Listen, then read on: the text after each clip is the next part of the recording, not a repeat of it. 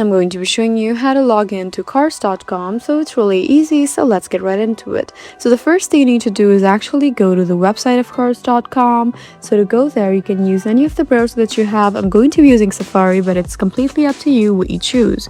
Just go ahead on tap on any of the browsers. I'm just going to be using Safari. It's right at the top. Just go ahead on tap here and type in cars.com. Once you're here, now what you need to do is look at the top right where you can see this option right here. So just go ahead on tap there. So as you can see, I've already signed in, but if you have not, then you'll see something like this. So if you don't have an account, you can just create an account, but if you do, then you can just tap on this option right here that says sign in. Just go ahead on tap here.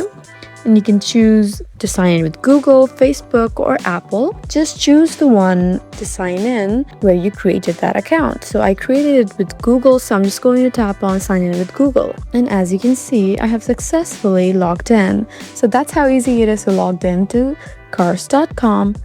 I hope this video was helpful for you. Please leave us a like and drop us a comment down below, and we'll see you again in our next video. Thank you for watching.